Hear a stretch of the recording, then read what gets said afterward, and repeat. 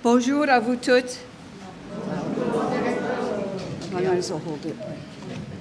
Bonjour à vous toutes. Ici dans la salle, à vous qui participez à la célébration dans vos chambres, ainsi et aussi à vous toutes qui nous rejoignent sur YouTube. Nous sommes appelés à faire confiance au Dieu de l'impossible, à nous laisser porter par lui pour engendrer ensemble une congrégation pour la joie du monde et la gloire du souffle créateur. Et nous sommes convaincus que toute fécondité est dans une interdépendance assumée.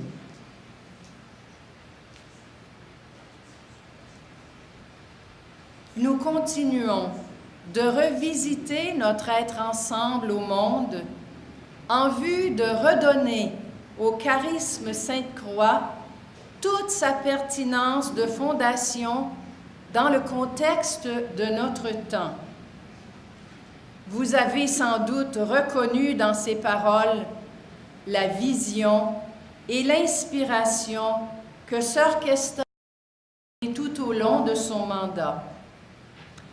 Et c'est dans cet esprit que nous entrons dans cette deuxième étape du chapitre général comme pèlerines sur les chemins de résurrection du monde. Bonne célébration.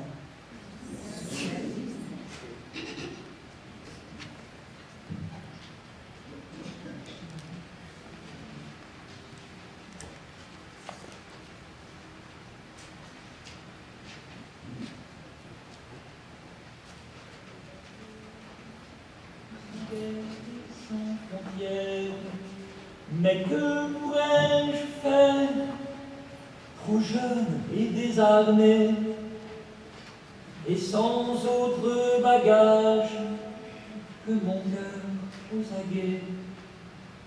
Je rêve d'un monde, je marche pour la paix. Je rêve d'un monde, je marche pour la paix. Je rêve d'un monde où chaque homme est un frère. Mais comment faut-il faire pour semer l'amitié quand les murs de rancune refusent de tomber? Je rêve d'un monde, je marche pour la paix. Je rêve d'un monde, je marche pour la paix. Je rêve d'un monde ouvert aux différences. Mais que pourrais-je faire avec ma peau dorée quand les gens de ma race ont peur d'être écartés? Je rêve d'un monde, je marche pour la paix. Je rêve d'un monde, je marche pour la paix. Je rêve d'un monde solide et solidaire. Mais comment faut-il faire pour partager vraiment et délivrer les riches de leurs soucis d'argent? Je rêve d'un monde, je marche pour la paix. Je rêve d'un monde, je marche pour la paix. Je rêve d'un monde où l'amour est possible. Mais que pourrais-je faire? Moi-même suis blessé,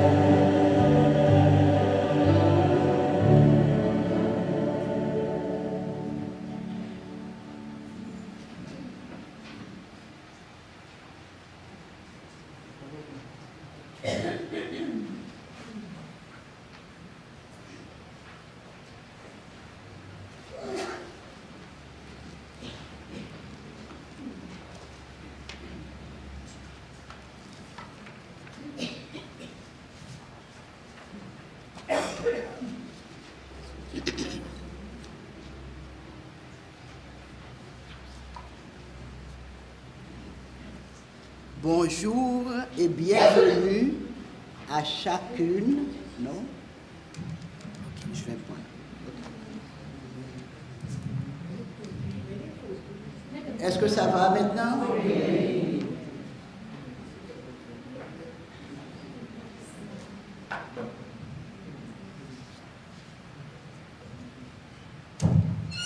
Ok.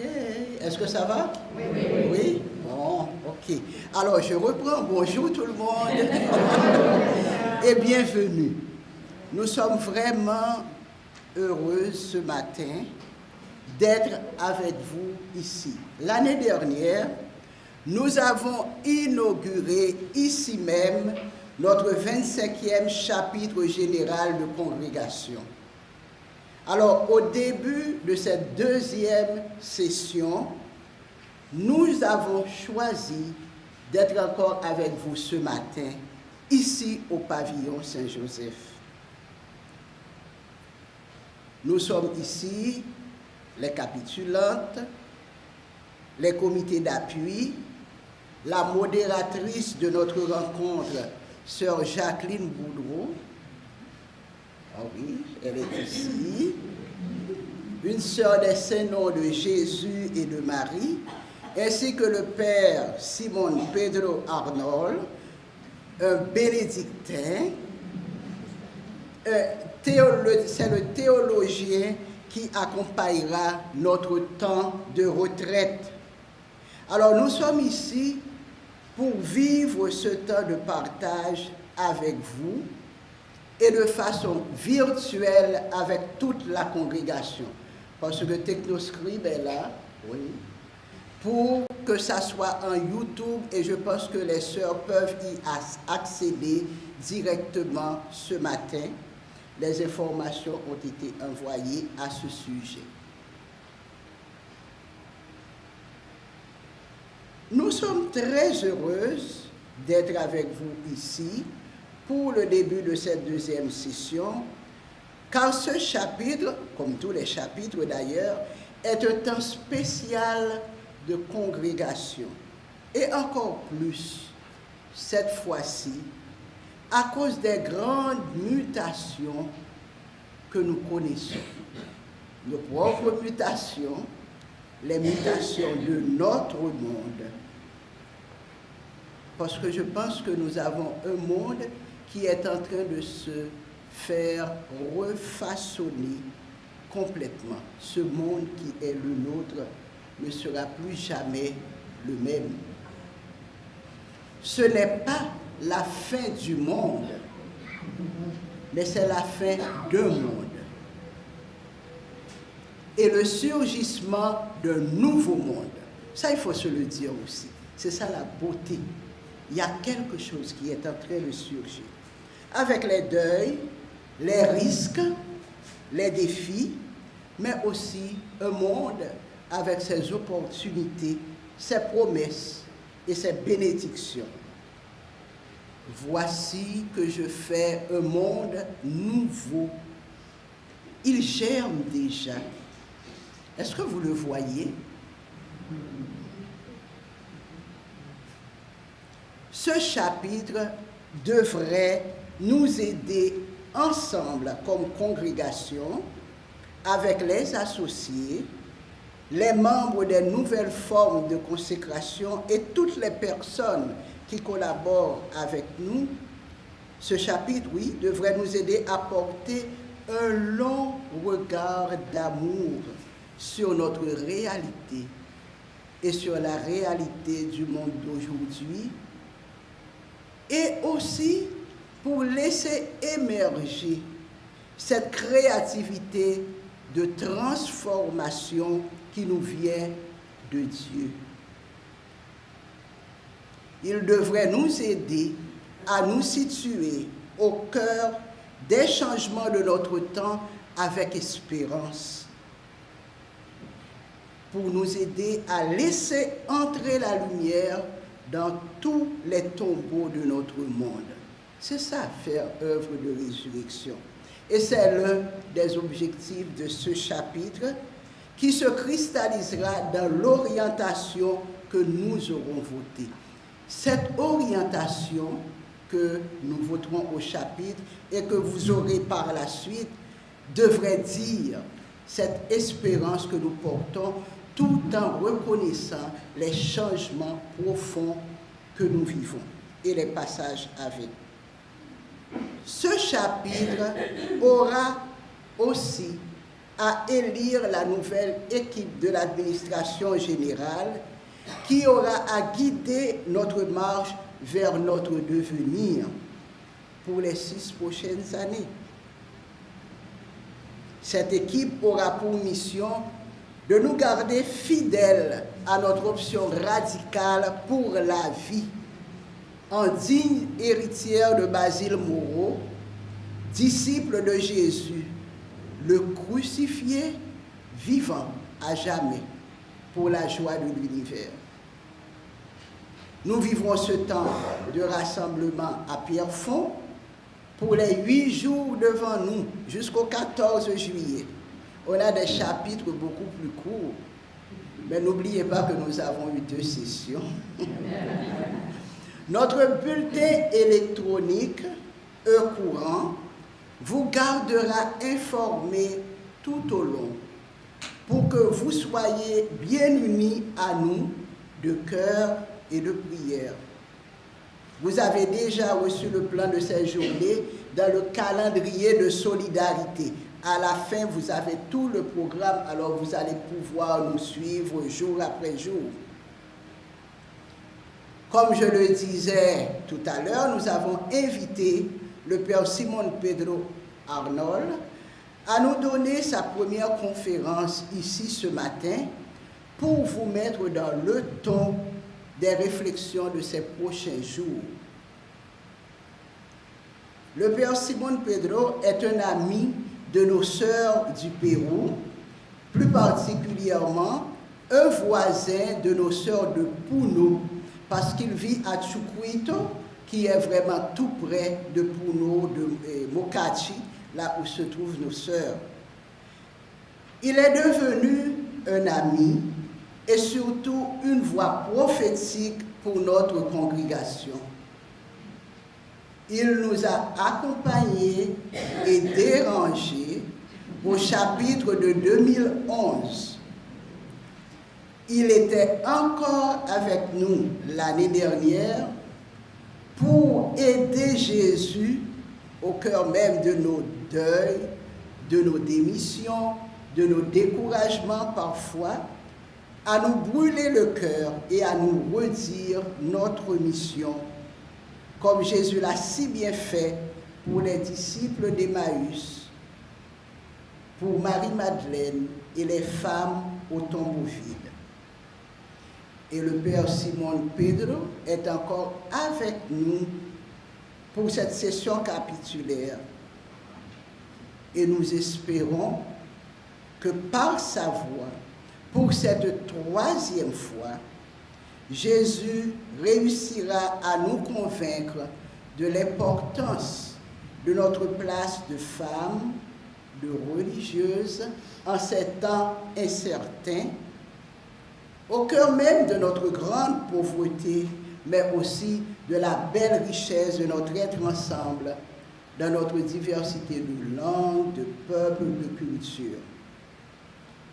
Cette fois-ci, le Père Simon Pedro veut nous introduire dans cet exercice et dans cet art spirituel de conjuguer et de vivre notre foi au féminin.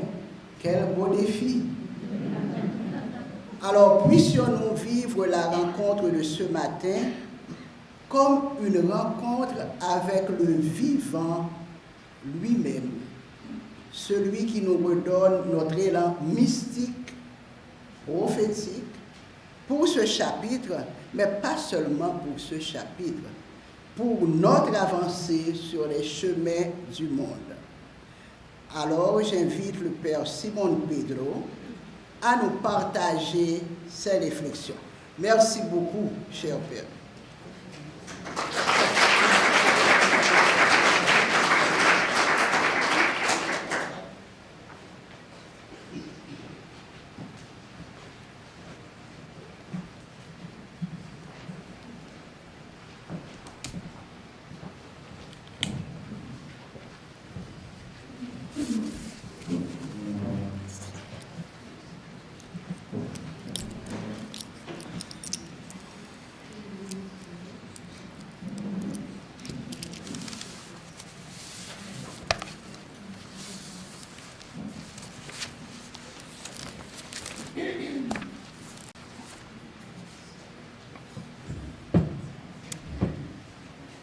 Comme vient de le dire Sœur Kesta, je suis un ami de votre communauté, de votre congrégation, et j'en suis honoré d'être cet ami, cet accompagnateur de longue date.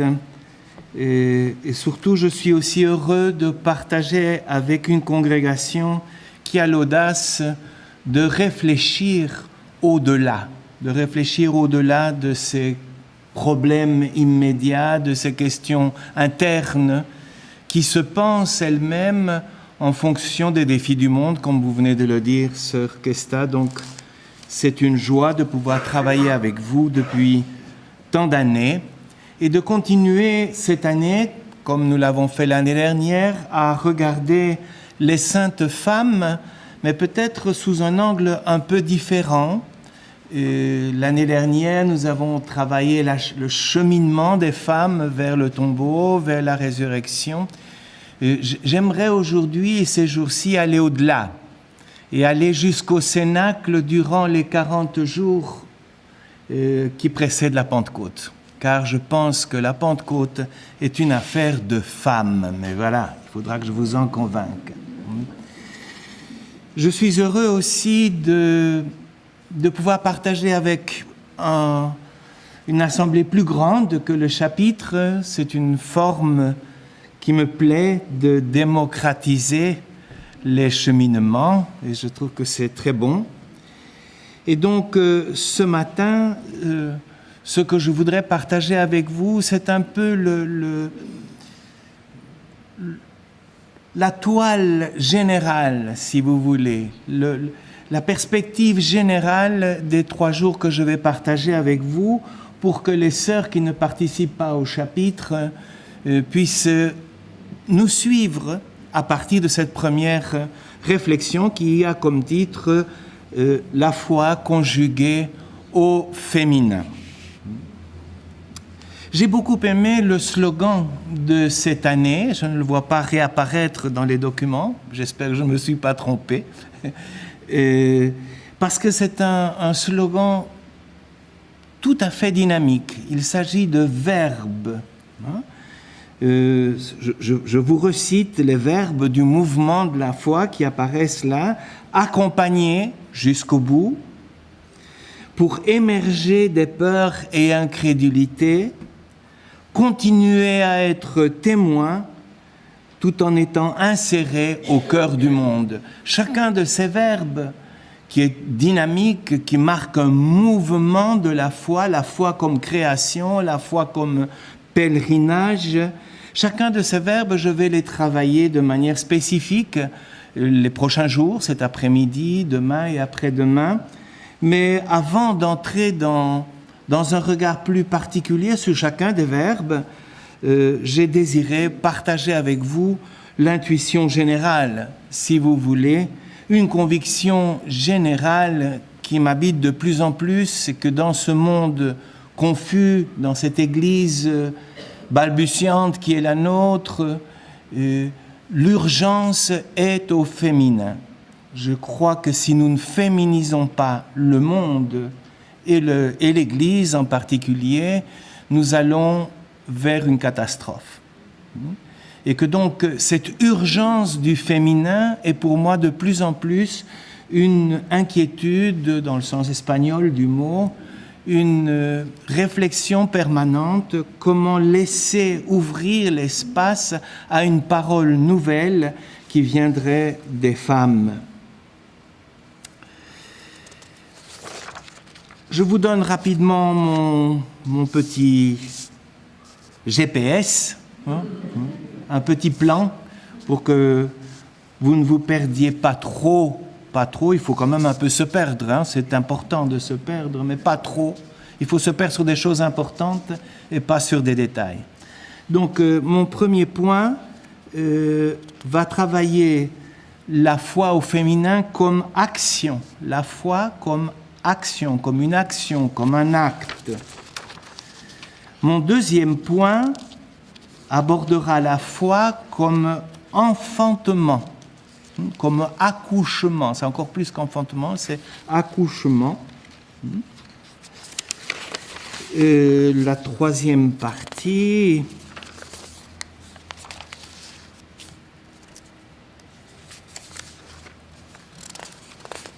c'est l'accouchement qui dure le plus longtemps. Voilà. La troisième partie, c'est la foi comme tradition. Continuer à être témoin. Le verbe continuer. La foi comme tradition, comme l'audace de la tradition.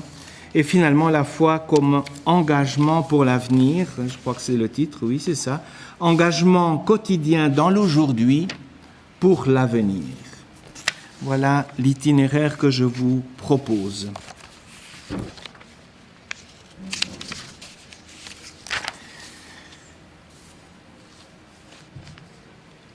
Pourquoi suis-je convaincu qu'il est urgent de donner la parole, non seulement la parole, mais l'initiative aux femmes?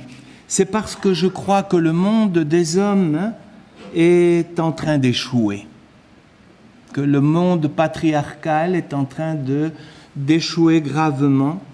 Ce monde où les convictions et les doutes sont enracinés dans le terreau des idées, des projets messianiques abstraits, là où les femmes, au contraire, se situent dans l'action. Nous allons regarder quelques exemples dans l'Écriture, surtout dans l'Évangile, bien sûr, mais on pourrait déjà se référer aux grandes figures féminines de l'Ancien Testament. Les femmes sont toujours préoccupées de l'action plutôt que des idées. Et que les idées, que je vais aussi vous inciter à avoir, que les idées au féminin surgissent justement de l'action. Vous prenez acte de Dieu alors que nous réfléchissons sur Dieu. Je suis de plus en plus convaincu qu'on ne peut pas parler de Dieu. On ne peut pas parler de Dieu. Il est possible de parler à Dieu et il est aussi possible de l'écouter nous parler. Mais parler de lui, c'est impossible. Et c'est pourquoi le monde des hommes est en faillite.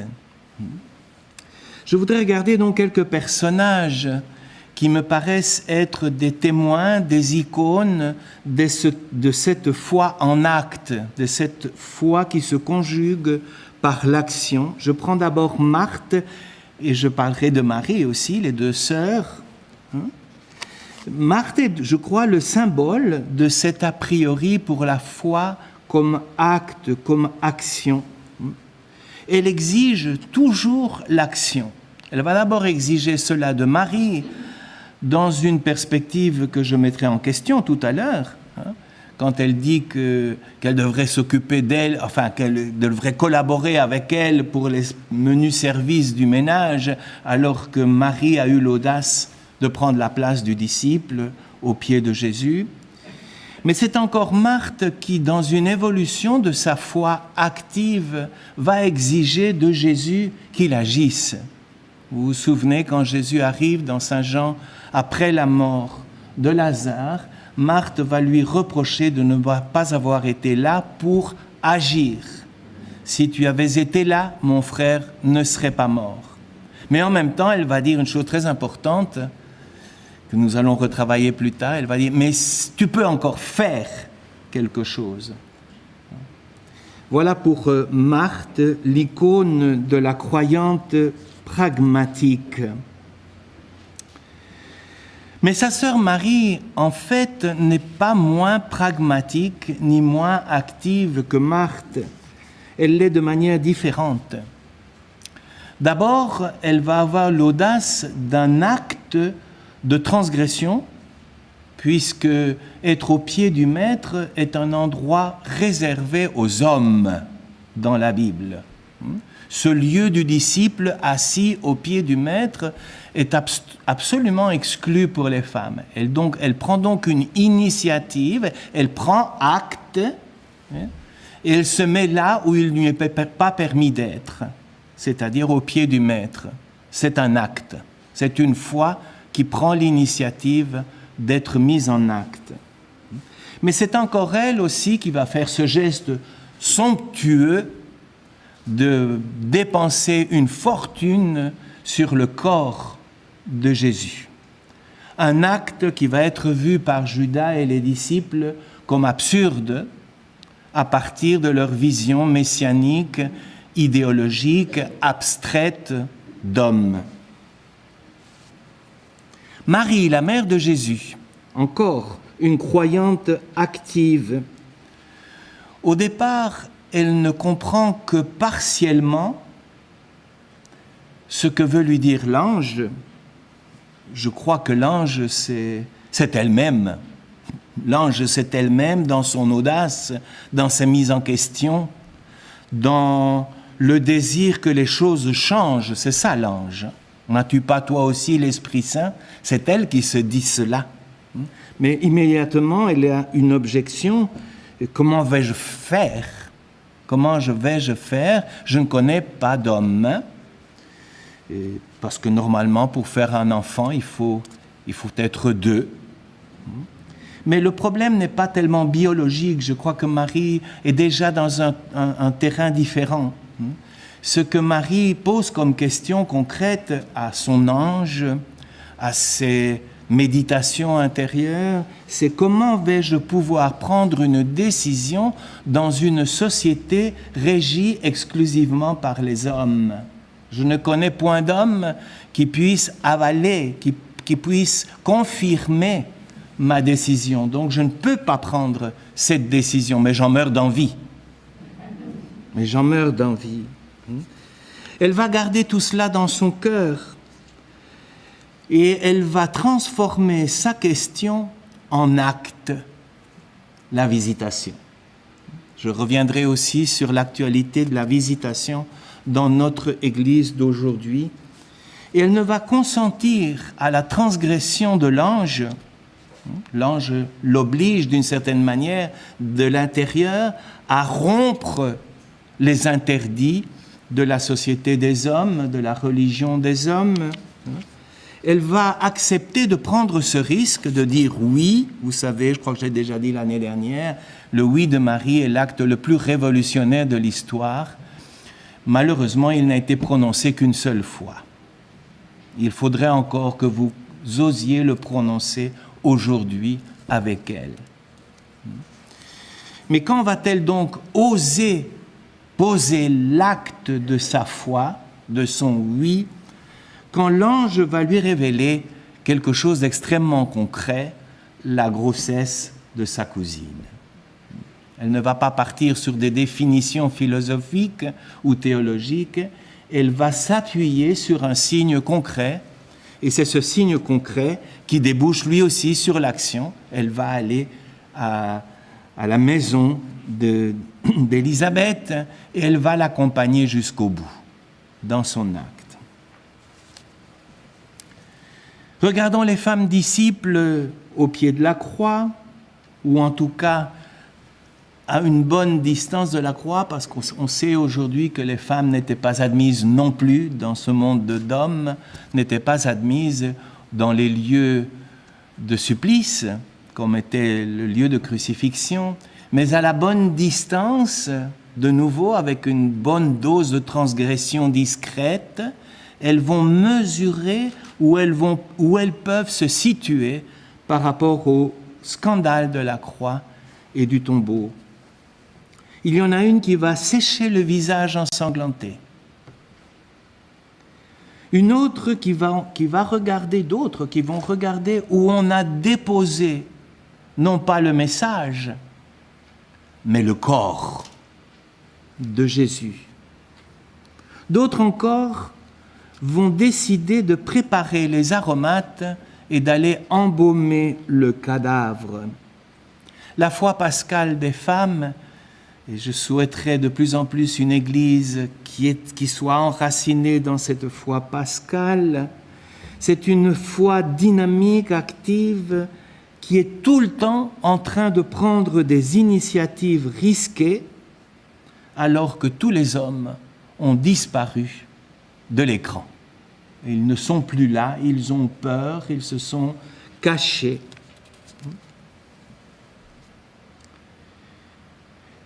Cette foi-action, cette foi qui prend acte, cependant évolue.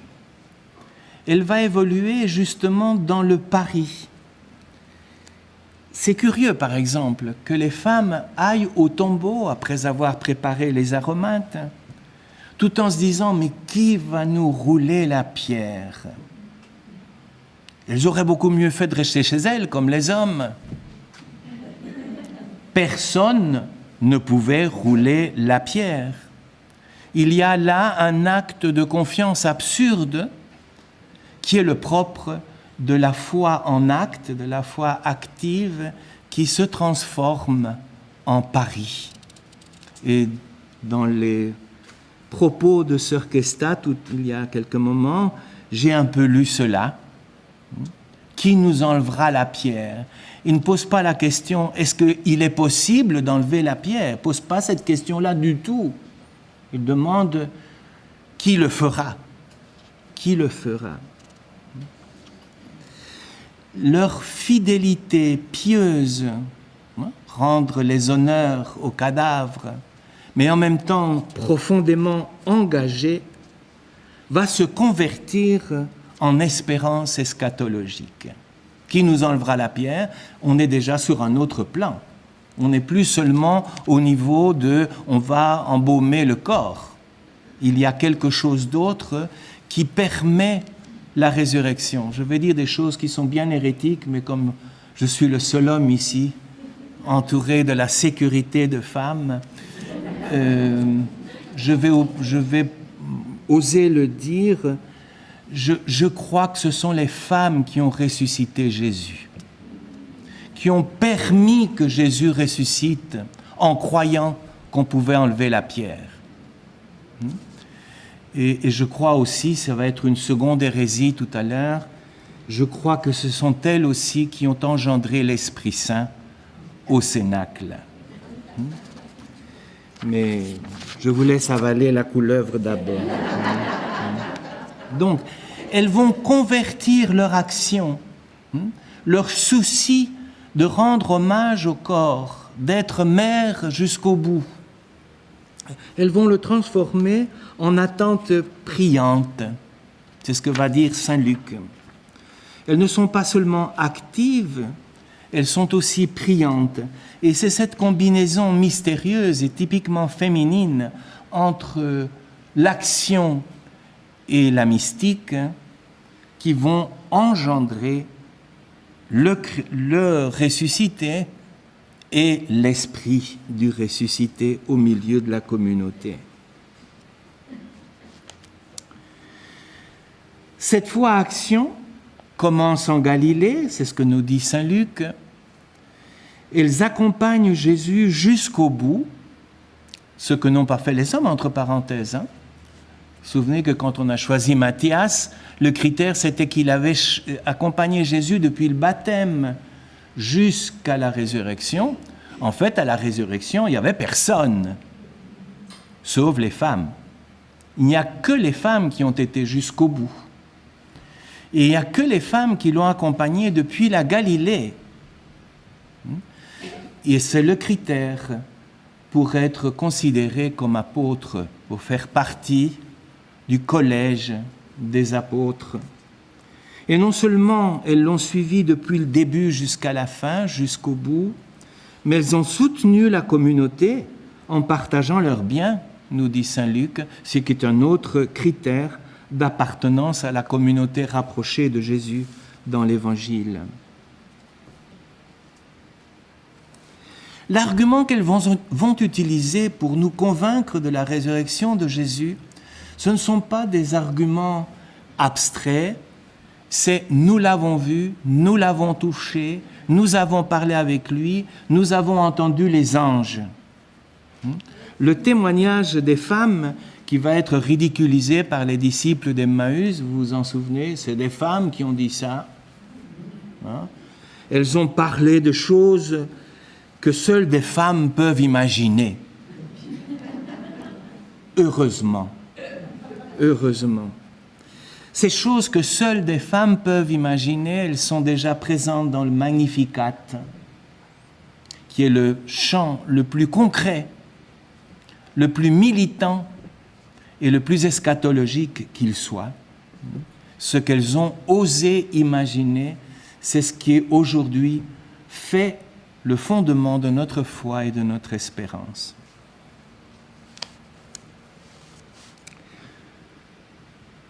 Seconde entrée, si vous voulez, dans la foi au féminin, la foi comme accouchement, comme engendrement, comme accouchement. Il y a dans la foi au féminin, du moins telle que je la contemple, il y a dans la foi au féminin énormément de points communs avec l'expérience mystérieuse de la maternité et de l'engendrement. Comme une femme se découvre enceinte d'un avenir invisible, à un moment donné, une femme se découvre enceinte d'un avenir invisible, certainement désirée, parce qu'elle est le lieu du désir impossible. La femme est le lieu du désir impossible. C'est le Magnificat d'ailleurs, ça, c'est le désir impossible. Mais en même temps, elle sait que ce qui advient en elle, ce qui est en train de se passer en elle, n'est pas d'elle. Ce n'est pas elle qui l'a créé, qui l'a inventé. C'est un don. Et pour cela, elle va devoir apprivoiser l'invisible, apprivoiser le mystère. C'est ce que fait la femme croyante dans l'Évangile. Elle se met discrètement et patiemment à l'écoute de la vie. C'est la dimension mystique. Je vous disais que la foi au féminin, c'est action et mystique. C'est rendre les honneurs au corps et méditer sur le petit corps qui est en train de grandir en elle et qui n'est pas d'elle. Donc la femme croyante est discrètement et patiemment à l'écoute de la vie. Elle apprend à sentir Dieu ou à se sentir elle-même changée au service du mystère. Moi, ça m'a toujours fasciné. Le Magnificat, quand Marie dit le Magnificat en face d'Élisabeth, et probablement qu'elle ne sent encore rien dans son ventre. C'est tellement récent qu'il n'y a pas encore de signe tangible de ce qui est en train de croître en elle, et cependant elle l'imagine déjà. Elle est déjà en train de sentir le mystère quand on n'y a pas encore de mouvement du mystère. Elle sent en elle croître l'autre avec un grand A, l'altérité. Jusqu'au jour où, comme Élisabeth, elle va sentir tressaillir l'enfant à l'approche de l'Esprit. Mais entre la conception de l'enfant et l'accouchement, il y a un très long chemin. Et vous êtes probablement sur ce chemin-là. Vous êtes sur ce chemin-là entre la conception où l'on a l'intuition de ce qui est là, qui n'est pas à nous, qui vient d'un autre, qui est de l'autre, et le moment où il va tressaillir d'allégresse. Vous êtes dans ce laps de temps où l'on est en train de risquer les avenirs incertains. Je crois que toute femme enceinte est traversée par l'angoisse et les espérances. L'angoisse de perdre, l'angoisse des avortements et l'espérance d'arriver jusqu'au bout. Et comment va-t-elle traiter cette tension entre l'angoisse de l'avortement et l'espérance? Elle va apprendre à caresser. La femme enceinte caresse. Elle va caresser le ventre, son ventre. Et à travers cette caresse, elle va élaborer une parole silencieuse avec le mystère. C'est ça la foi au féminin. Laisser grossir le ventre de l'Esprit Saint. Laisser l'Esprit grandir en soi, le caresser, établir un mystérieux dialogue prénatal. Vous connaissez cette belle photo du pape François qui touche le ventre d'une maman qui va engendrer. C'est très beau. Et pour nous les hommes, c'est quelque chose de magnifique de pouvoir toucher le ventre d'une future maman. C'est nous fier de l'intuition des femmes. C'est ça. Parce que pour l'homme, il n'y a jamais de certitude. Jusqu'à ce qu'il ait l'ADN, il n'a aucune certitude sur l'enfant. Par contre, la femme, elle sait parfaitement que c'est son enfant, il n'y a aucun doute. Et en même temps, elle sait tous les risques que cela suppose. Et donc, toucher le ventre d'une femme enceinte, c'est renouer avec l'espérance. C'est ce dont l'Église a besoin. Et une Église sans femme, c'est une Église sans espérance.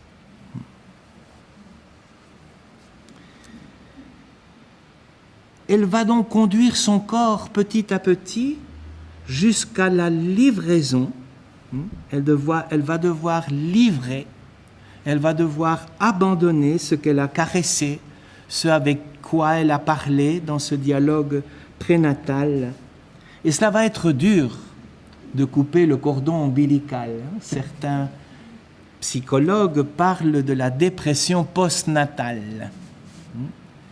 Et ça va être dur de laisser aller l'enfant. Et même Marie va avoir énormément de difficultés à laisser aller son enfant sur les chemins de la résurrection, de la Pentecôte.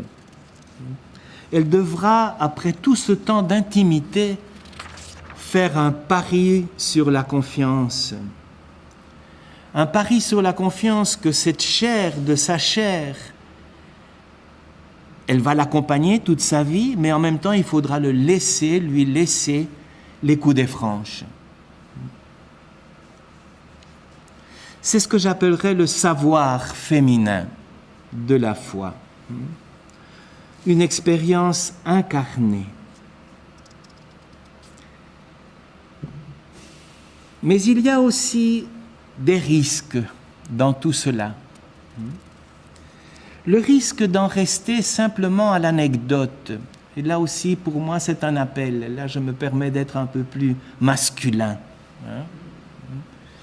Le risque de cette foi active, de cette foi en acte, de cette foi qui engendre, c'est d'en rester à l'embaumement du cadavre.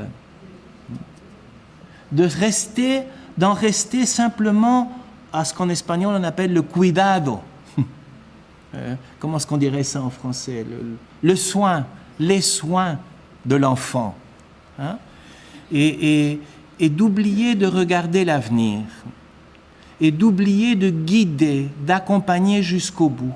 Il faut passer de l'anecdotique, je sens parfois une vie religieuse féminine anecdotique. qui perd son temps dans des anecdotes, des choses infiniment petites, non pas petites dans le sens évangélique du terme, mais des choses sans importance. Je pense qu'il y a un risque dans la vie religieuse féminine de se perdre dans ce qui n'a pas d'importance, en particulier dans vos relations. Il faut donc aller au-delà, et en particulier au-delà, par exemple, aujourd'hui, de nos croyances frustrées. Il faut bien dire que nous sommes, vous disiez tout à l'heure, sœur Kesta, que ce monde qui s'en va ne reviendra plus jamais. Et vous aviez, je crois, tout à fait raison. Il y a des choses qui ne reviendront plus jamais. Il suffit de lire un peu pour se rendre compte qu'elles ne reviendront plus jamais. Il y a toute une série de croyances qui seront frustrées définitivement. Il y a des illusions perdues qu'il faut laisser se perdre. Il faudra apprendre la sombre fidélité de la nuit, sans référence, avec le pari du oui dans l'obscurité. La mission sans savoir où nous allons, comme Abraham et Sarah, comme le répète la lettre aux Hébreux. Je reviendrai là-dessus de diverses manières durant ces jours. Donc il y a une urgence du féminin, mais il y a un risque du féminin.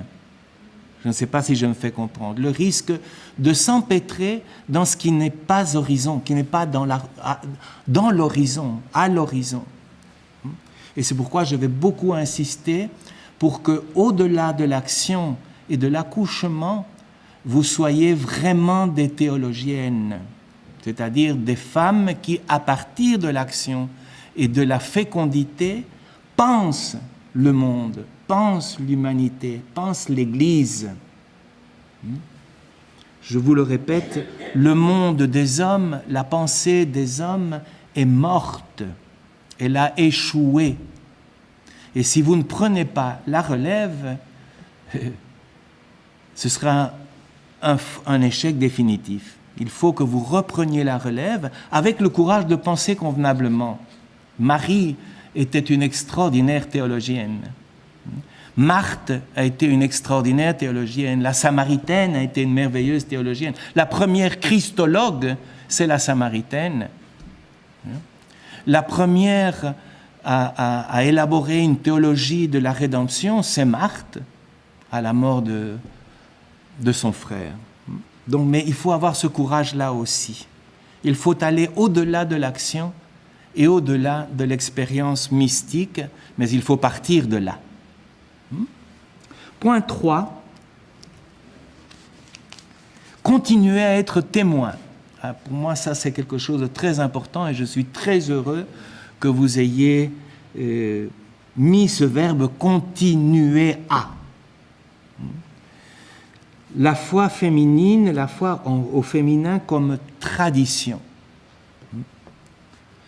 Dans toutes les cultures, la femme est la gardienne de la sagesse, la responsable de la transmission de la tradition spirituelle et éthique. La femme est une conteuse de culture et de spiritualité. Elle est la spécialiste de la narration. L'autre jour, j'étais en train d'attendre un avion dans un aéroport et je voyais une maman qui racontait une jeune maman, toute jeune, ça m'a étonné d'ailleurs, qui racontait des histoires à ses deux petites filles. Et les deux petites filles étaient assises sur ses genoux et elles avaient oublié leur cellulaire. Donc, la maman, c'est celle qui narre la culture, qui dit Dieu, qui raconte Dieu. Et cette narration maternelle des événements de la foi, des événements fondateurs de l'humanité, de la famille, est quelque chose d'essentiel, sans quoi aucun humain ne pourrait se situer dans l'histoire. Je crois que nous passons aujourd'hui par une crise catastrophique de la transmission de valeurs, d'éthique, de spiritualité, de témoignages, d'expériences. Les courroies de la narration sont rompues. Mais je suis persuadé qu'aucun serviteur de Google peut remplacer la maman. Aucun Google peut remplacer la narration de la tradition. Un peuple sans tradition ou un peuple qui a perdu les clés d'interprétation de sa tradition est un peuple qui n'a pas d'avenir et est un peuple qui est menacé de toutes les manipulations. C'est ce que nous sommes en train de constater aujourd'hui. Donc il est urgent de retrouver la capacité de raconter des histoires. Sans raconter des histoires et sans nous en laisser raconter, l'Évangile n'existerait pas. Et dans ce sens, Jésus avait quelque chose de profondément féminin, parce qu'il racontait des histoires à ses enfants. Dans les cultures traditionnelles, mais en particulier dans le monde aymara où je vis, les gens, quand ils veulent donner du poids à leur déclaration, ils disent « ça ». Ils disent d'ailleurs tous les 5 mots, ils disent « ça ». Ça veut dire « on me l'a bien raconté ». Et donc, si on me l'a bien raconté, c'est que c'est vrai. Ce n'est pas que je l'ai trouvé dans Wikipédia. C'est « on me l'a bien raconté ». Il est très, très urgent de recommencer à raconter cela. Ce qui fait notre expérience profonde. Mais cette transmission, cette narration, cette tradition doit déboucher sur la visitation. Tradition et visitation. Si vous voulez, il y a une trilogie là. Narration, tradition, visitation. Nous, les hommes, on fait des visites de médecins. La visite, c'est un diagnostic. Ça prend 30 secondes.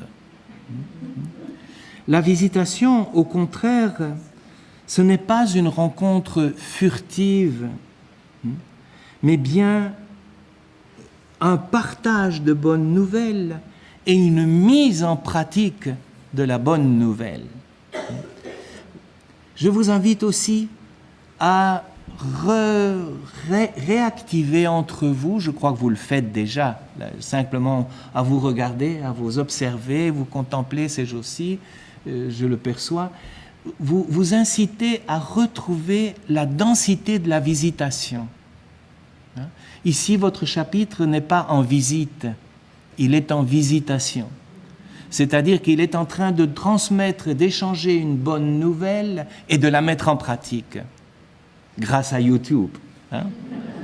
Vous allez la mettre en pratique toutes ensemble, ce qui va sortir du chapitre. Partager la bonne nouvelle, la mettre en pratique jusqu'au bout, ce qui est aussi typiquement féminin. Jusqu'au bout. Depuis la Galilée jusqu'à la Pentecôte, pas seulement jusqu'à la résurrection. Jusqu'au bout, vous savez que Saint Luc a une expression typique là, au moment de la visitation. Il dit « Marie resta 3 mois ». Ça veut dire jusqu'au bout, jusqu'à l'accouchement. Mais il restait 3 mois, la pauvre Élisabeth, pour mettre au monde Jean-Baptiste. Elle est restée jusqu'au bout. C'est ça la visitation. Et dans la diversité de vos cultures, de vos langues, de vos sensibilités spirituelles, qui parfois sont difficiles à combiner, pratiquez la visitation, c'est-à-dire l'écoute active de la bonne nouvelle de l'autre, la mise en pratique de la bonne nouvelle de l'autre, la bonne nouvelle d'Haïti, la bonne nouvelle du Burkina Faso, du Pérou, du Mali, du Canada, des États-Unis.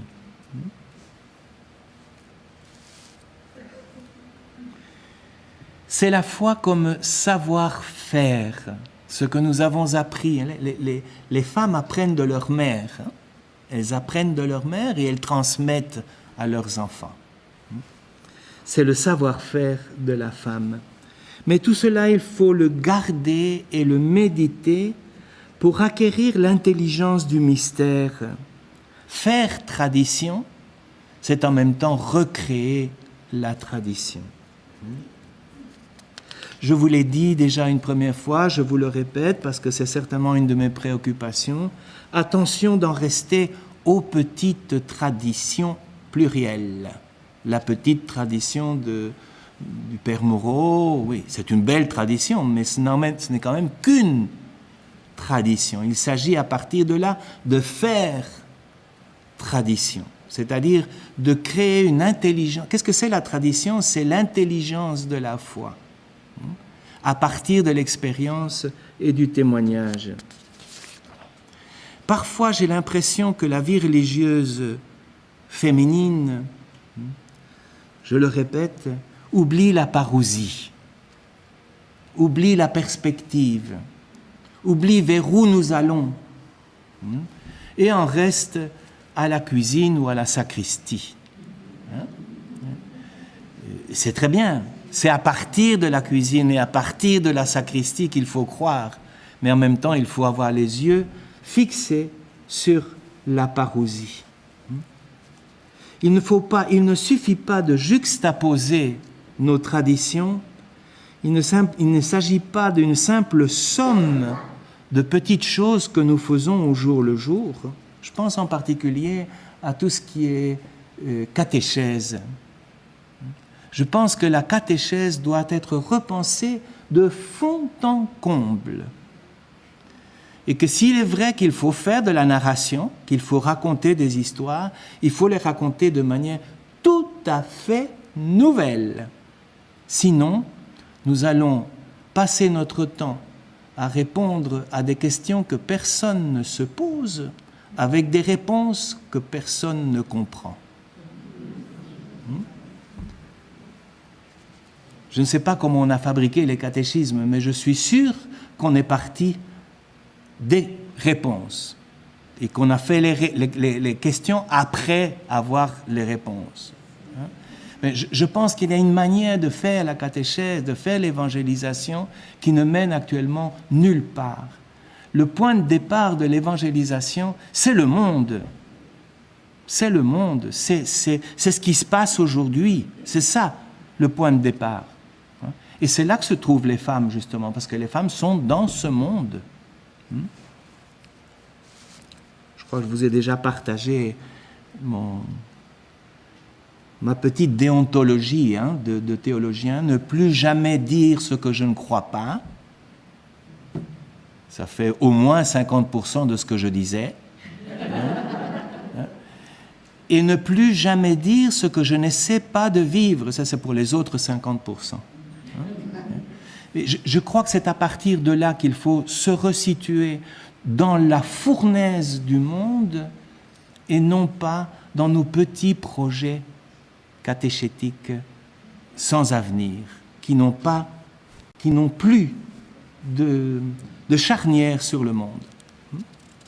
Point 4, et c'est mon dernier point, je m'excuse, je n'irai pas jusqu'à 2h de l'après-midi avec vous. Je vous avais promis jusqu'à 2h de l'après-midi, mais voilà. Bien, tout cela, cette foi en acte, cette foi accouchement mystique avec apprivoisement progressif, cette foi tradition, visitation, narration, elle se traduit dans un engagement quotidien aujourd'hui.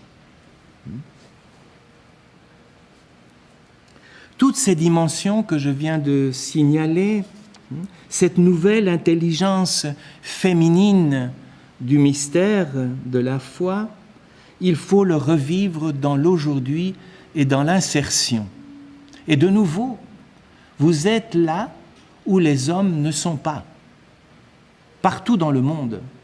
Partout dans le monde, d'abord vous êtes beaucoup plus nombreuses que nous, la vie religieuse féminine est beaucoup plus nombreuse que la vie religieuse masculine, mais la vie religieuse des hommes s'est empêtrée dans le cléricalisme et donc elle est absente fondamentalement des lieux stratégiques et dramatiques du monde. Et vous, grâce à l'énorme privilège de ne pas être prêtre, parce que je crois qu'aujourd'hui c'est un grand privilège de ne pas être prêtre, parce que vous ne tomberez pas dans le travers qui est le nôtre, du cléricalisme justement. Et donc une vie religieuse qui est libérée du cléricalisme, c'est une vie religieuse qui est nécessairement là où le feu brûle. Et c'est là qu'il faut être. Et peut-être qu'une des raisons, une des priorités d'un chapitre comme le vôtre, c'est de discerner où il faut être. Et peut-être que découvrirez-vous que vous n'êtes pas nécessairement là où il faudrait être aujourd'hui. Vous êtes certainement là où il fallait être. Ça, il n'y a pas de doute. Vous êtes certainement dans les lieux où, il y a 30, 40, 50 ans, il était significatif de se trouver. Êtes-vous encore aujourd'hui dans les lieux où il faudrait être? Je pense justement tout le thème de la sexualité, tout le thème des droits de l'homme et de la démocratie, tout le thème de l'abus sur les personnes, la traite des personnes. Je crois que plusieurs d'entre vous sont engagés là-dedans.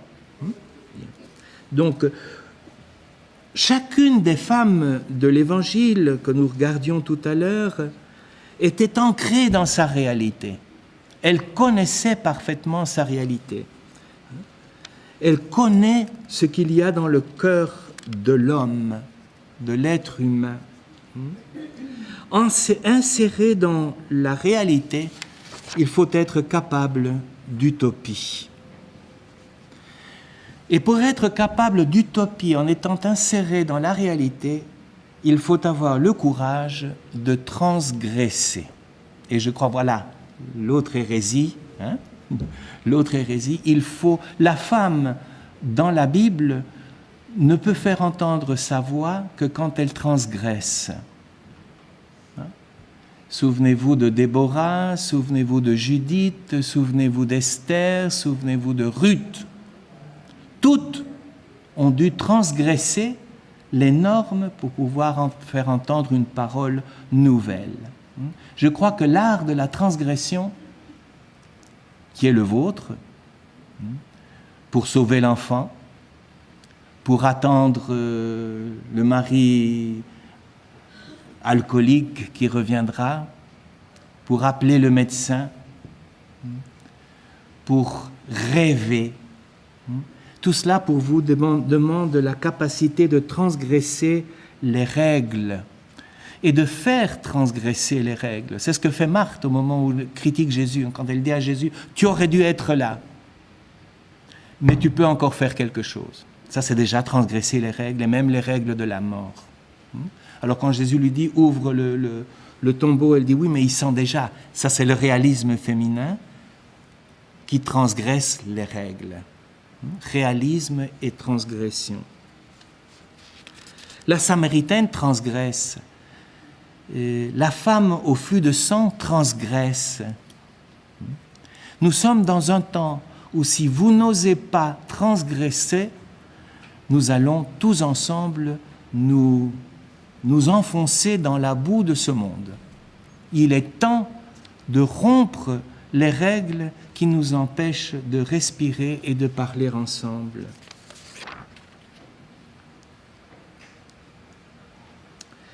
Ben, voilà, donc je termine avec une expression que j'ai utilisée dans mon dernier livre, le Dieu derrière la porte, où je parle de la femme comme la mémoire de l'avenir. La mémoire de l'avenir. Et c'est un peu la synthèse de ce que je vous ai proposé ce matin. Nous attendons, l'Église attend de vous que vous ayez le courage de la foi au féminin. Le courage d'une théologie, d'une pensée, d'une action, d'un engagement radicalement nouveau à partir du lieu où vous êtes, c'est-à-dire dans cette insertion dans l'aujourd'hui.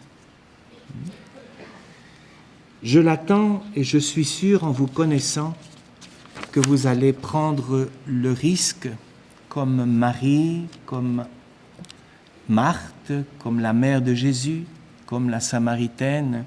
Il ne vous manque pas d'exemples, ce sont les exemples de l'Évangile, mais n'ayez pas peur de rêver. Plus tard, je travaillerai le Cénacle, où quand je vous disais, je crois que ce sont les femmes qui ont engendré l'esprit. Pour ça, ça a pris un certain temps, parce que pour engendrer, la femme sait que ça prend du temps. Ça a pris 40 jours, 50 jours, où tout en étant occupée à linger les enfants, à préparer la cuisine, en même temps, elles ont converti les apôtres. Elles ont fait comprendre aux apôtres ce qu'ils avaient été incapables de comprendre, le sens de la croix, le sens de la résurrection. Et c'est pourquoi je pense que l'esprit est féminin, c'est-à-dire que l'esprit est engendré par les femmes au Cénacle. Ça va être probablement le grand défi de votre Cénacle de ces jours-ci. Merci.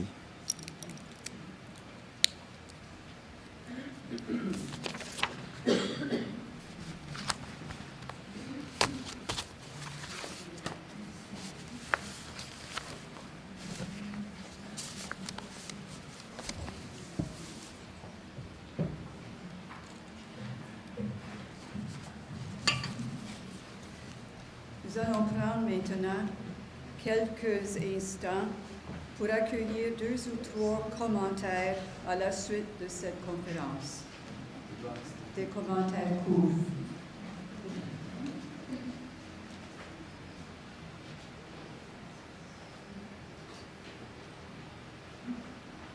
Le moins que l'on puisse dire, c'est que c'est très éclairant.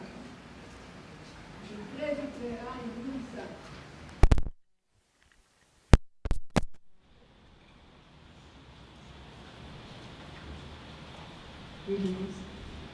Merci de ce témoignage et un témoignage qui nous invite à être de bonnes mères, à caresser nos ventres, à être attentives, mais en même temps à être assez intelligentes pour comprendre les risques.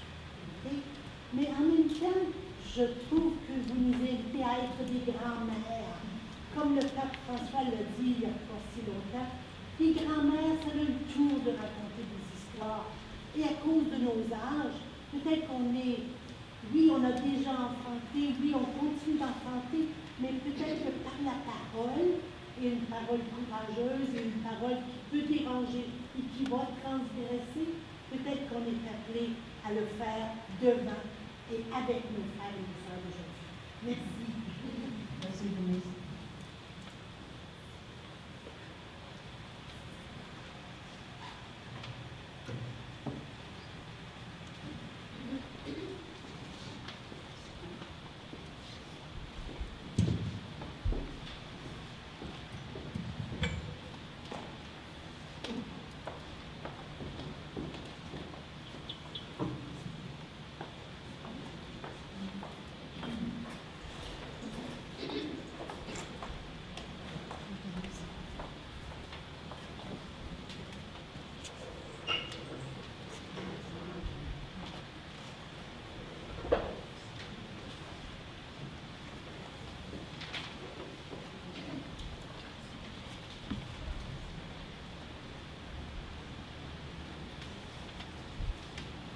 Chères sœurs déléguées,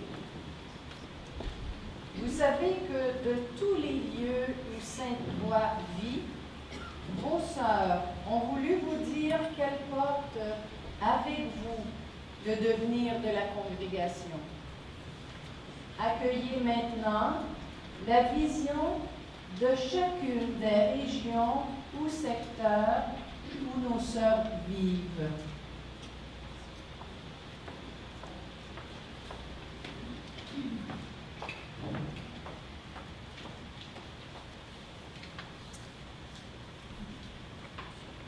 El capítulo es oportunidad de salir de nuestra zona de confort para recuperar los ideales del Evangelio, reaccionar con audacia, que es fruto de nuestra convicción profunda. El Espíritu de Jesús guía la historia, nuestra historia. No hay, pues, ninguna razón para la desesperanza. Lo único que necesitamos es discernir las llamadas del Espíritu de Jesús en medio de tantos ruidos y preocupaciones. La única manera de secundar la acción del Espíritu es arriesgarnos a aprender una nueva gramática. A pesar de nuestra alta edad media, siempre podemos cambiar, disfrutar de nuevas formas de espiritualidad, vida comunitaria, misión compartida, uso de los medios de comunicación, misión de la calle, gestión económica, acogida, etc. Solo quien no toma en serio la formación inicial y permanente iniciará un nuevo siglo de vida consagrada. El Papa Francisco nos anima: salgan de su nido hacia las periferias del hombre y de la mujer de hoy. Por eso, déjense encontrar por Cristo. Él les empujará al encuentro con los otros y hacia los más necesitados, los más pobres. Lo más probable es que para entrar en la dinámica de una vida religiosa pequeña, vulnerable y resistente, donde las hermanas más jóvenes, apoyadas por hermanas mayores, generosas, pacientes y sabias, sean nuestras mejores pedagogas. Cada nueva vocación porta una semilla de novedad. Dejémonos guiar por ellas antes de que sea tarde.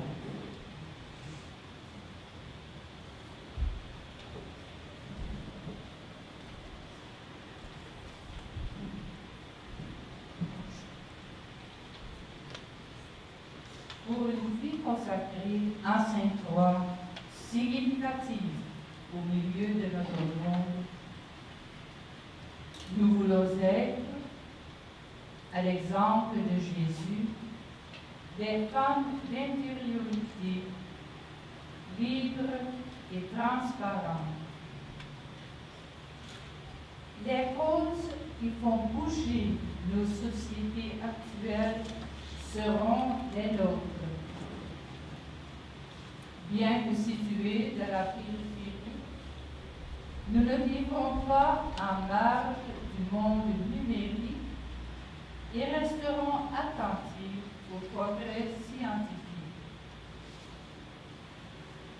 Sœurs de tout âge, nous nous laisserons toute la latitude pour donner libre cours à notre créativité, à nos engagements, à notre goût du risque, élargissant ainsi notre horizon.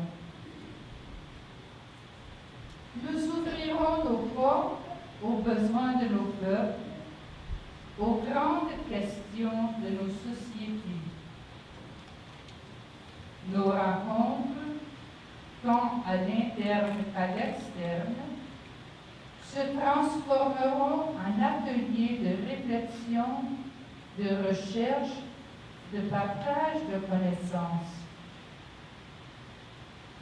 Pour une nouvelle humanisation, nous accorderons une attention spéciale aux groupes exclus, les rejoignant dans leur vécu, leur lutte et leur quête de dignité.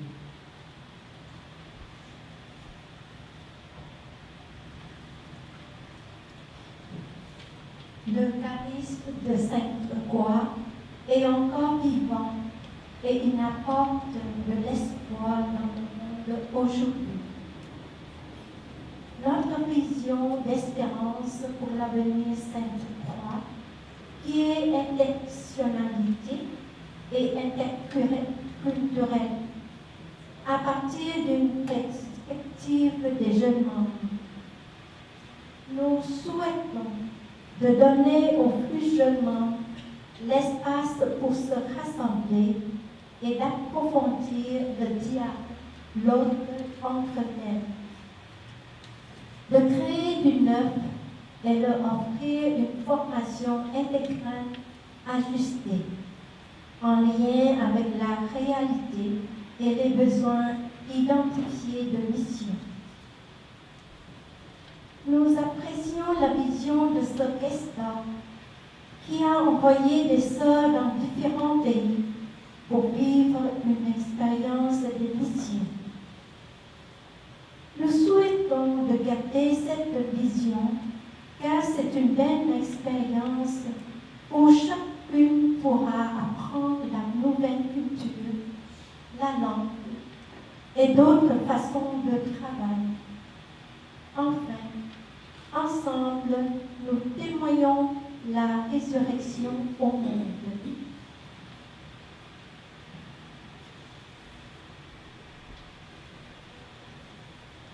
Nous rêvons d'être enracinés dans la foi en Jésus ressuscité, d'être signe efficace du Christ, de l'Église, de la vie chrétienne authentique, d'être une présence évangélisatrice sur la scène sociale pour porter un message d'espérance.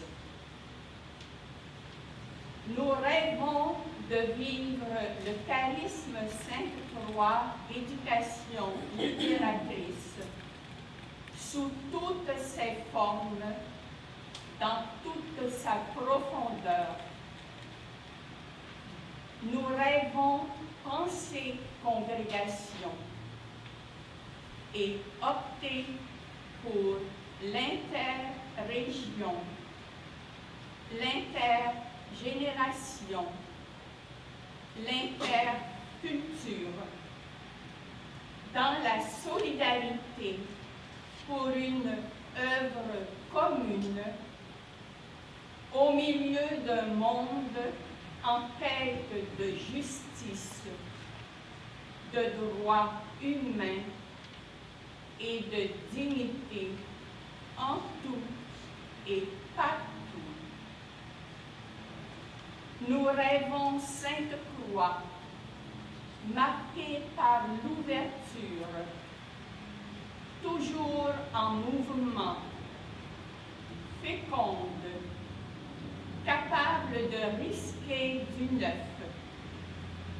optant pour la formation de femmes debout, vivantes et actives pour la mission.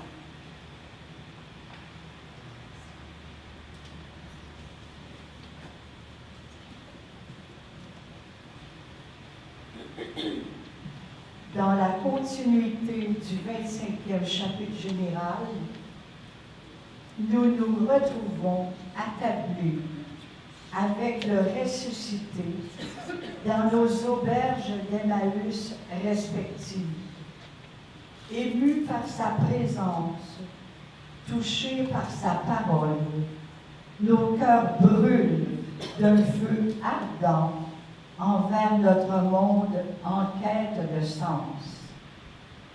Pour nos aînés, nos sages, attentives et intéressées au devenir de la congrégation, elles s'adonnent à la prière contemplative et vivent positivement la trame de leur vie au quotidien.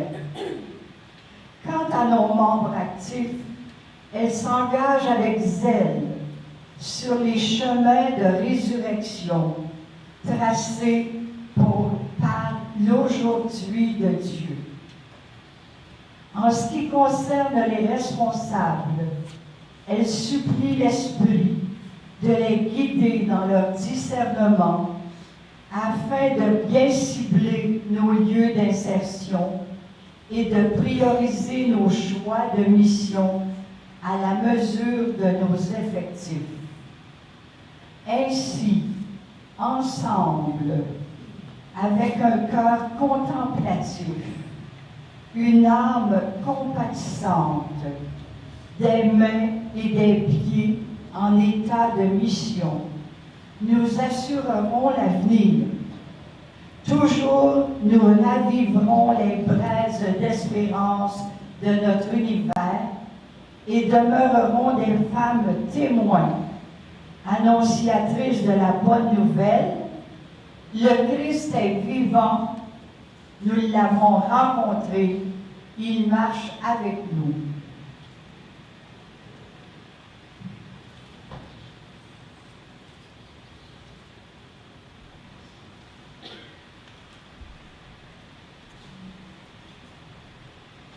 Rooted in the belief that God has called each of us to greater intimacy and confident that the divine journeys with us, our sector trusts Basil Moro's vision, which flows through each of us called to Holy Cross. Relying on the God of Jesus Christ, may we each day put on Christ. United in faith, bonded by love, and zealous for the transformation of our world, we hope to be effective by our attentiveness to the cries of the earth and the poor. May our Emmaus experience of the risen Christ infuse us with a zealous response to their needs, especially those of youth and women, and those suffering the effects of violence and discrimination. May our response be collaborative, uniting young and not so young from north to south, east to west.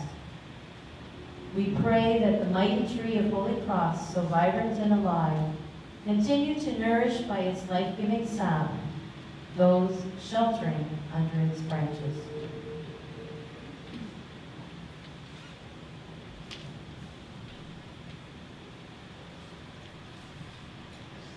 Notre espérance jaillit de la source. Elle s'enracine dans notre être ensemble, dans la force féminine, ce que nous sommes comme femmes, et dans l'audace du risque. Elle se manifeste dans l'ouverture à la transformation, dans l'incarnation de la compassion, dans les engagements généreux et dans l'abandon. Elle est soutenue par la fidélité et par la fécondité du charisme Sainte-Croix, présent à l'international et dans toutes ses formes, situé dans une nouvelle cosmologie où tout est un.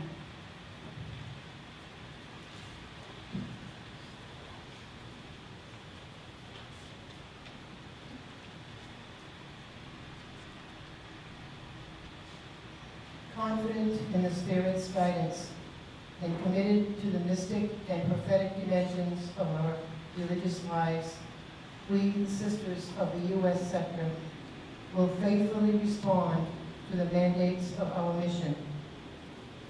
We will attend especially to the cries of the marginalized and will challenge the dehumanizing systems that oppress God's people. We will seek to embrace the gifts of our diverse cultures and of each generation with special regard for newer members. We will develop and sustain an evolving interdependence that will unite us in our diversity and reach outward to the earth and to its inhabitants. We will maximize the use of technology to foster meaningful communication across borders. Trusting God's plan for Holy Cross, the sisters, associates, and those in new forms of belonging will find renewed energy. Moving forward, united in a spirit of contemplative dialogue, we will enable a hope-filled future for our congregation.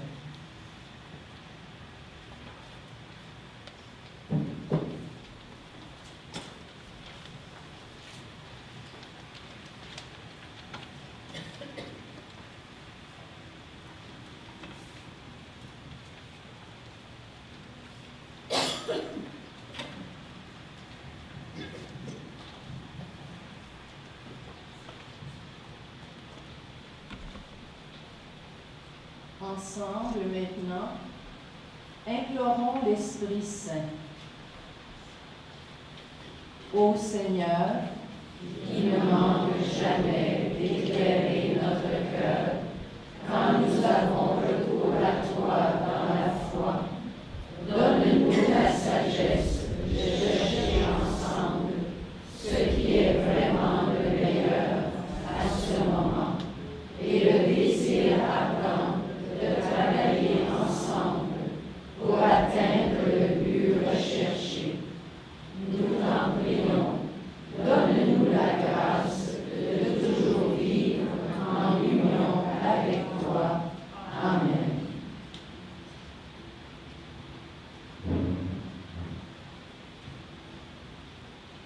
Ô Esprit de Dieu, toi le pouvoir créateur dans notre cœur, alors que nous faisons face à des lendemains nouveaux,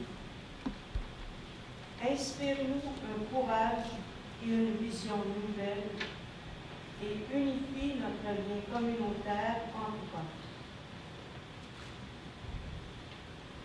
Ô Esprit d'amour, toi le don le meilleur que nous pouvons concevoir, accorde-nous l'énergie qui nous rend forts et la douceur qui nous rend bienveillants. Et ensemble, Ô Dieu, illumine nos cœurs quand nous nous tournons vers toi avec foi. O Spirit of truth, help us to be what we were created to be, divided in time and in space, yet bound together in reflecting your truth. O Spirit of openness, make our hearts receptive to your presence and guide us as we struggle to find the mystery of what you are asking of us. O God, give us the wisdom to seek together what is truly best at this time in the history of the cross. Oh Espíritu de paz, acudimos a ti, buscando la paz que el mundo no puede dar. Oh Espíritu de sabiduría y entendimiento, calma nuestros corazones y nuestras mentes para poder escuchar tu voz. Oh Señor, concédenos la gracia de vivir siempre en unión contigo. Let us pray. Gracious God, we ask you to lead us to deep listening and to attentiveness to your plan, waiting to be revealed to us. Amen.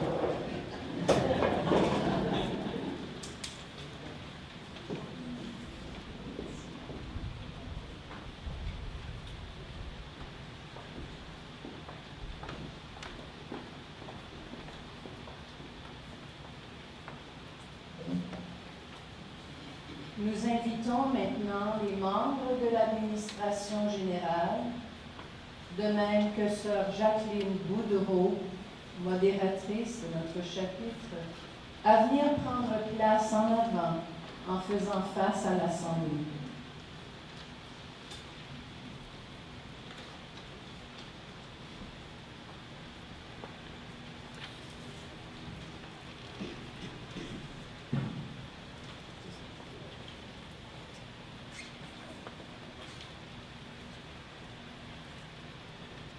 Et nous invitons maintenant tous les délégués au chapitre, de même que nos sœurs invitées, à venir prendre place en entourant les membres de notre administration générale.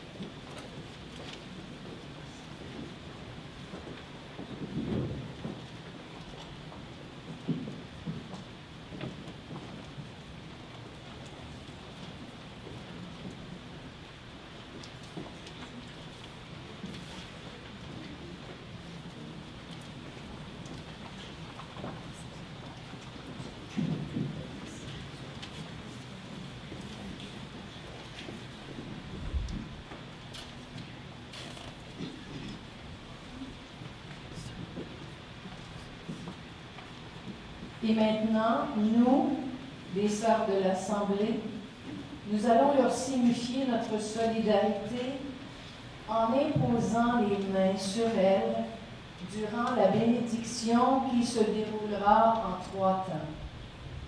Le premier comporte un appel et une réponse de l'Assemblée.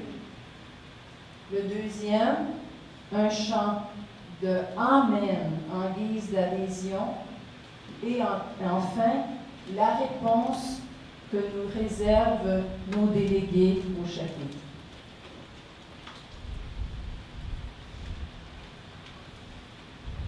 Mes sœurs, vous avez été choisies par Dieu.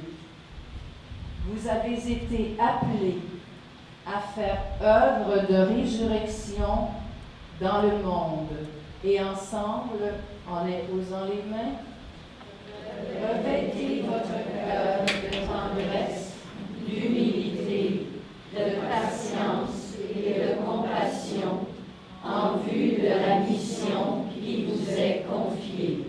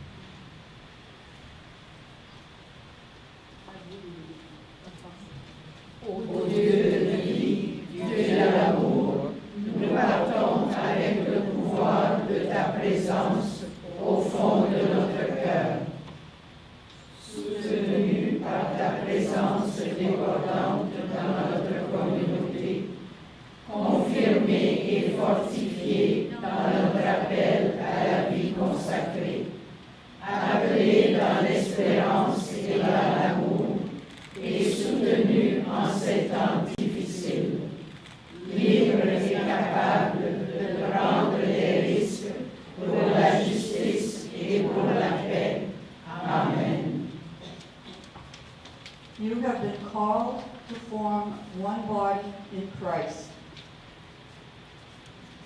Let the word, rich as it is, dwell in you, that you may strive in your service as bearers of seeds of resurrection in a world in search of communion and unity.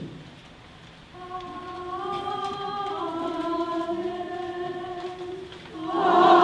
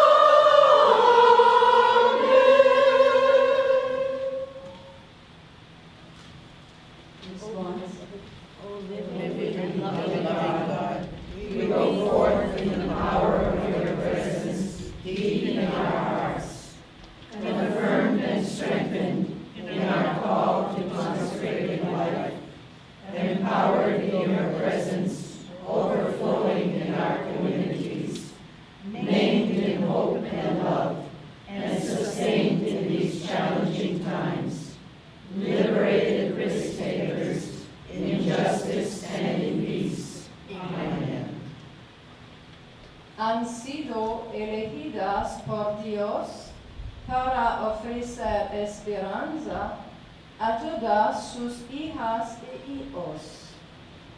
Que por intercesión de nuestro Beato Fundador Basilio Moro y en docilidad con el aliento divino que se mueve en ustedes, se arriesguen a emprender el camino y nos permitan así ingresar junto a ustedes en el designio de Dios para nuestra congregación de Santa Cruz.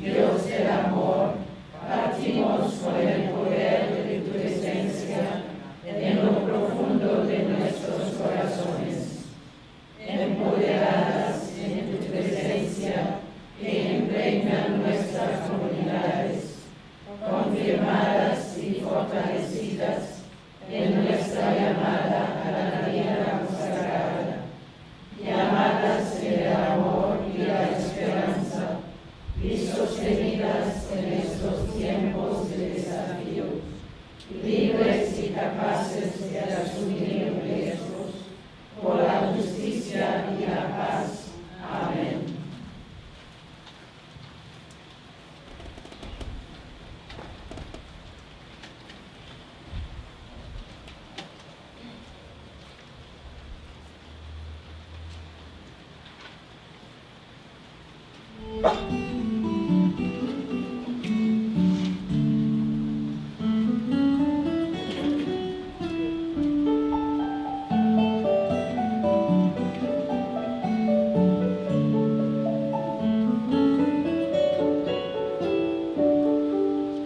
On sait voir toutes choses en Dieu, qu'on s'abandonne sans réserve, c'est le secret d'être calme et heureux. Partout, toujours, quoi qu'il advienne, voyez le grain que le Père a semé. Il nous appelle à la confiance, il va germer, fleurir et fructifier, et dépasser notre espérance. C'est l'étrange dans le Dieu, hier, aujourd'hui, demain.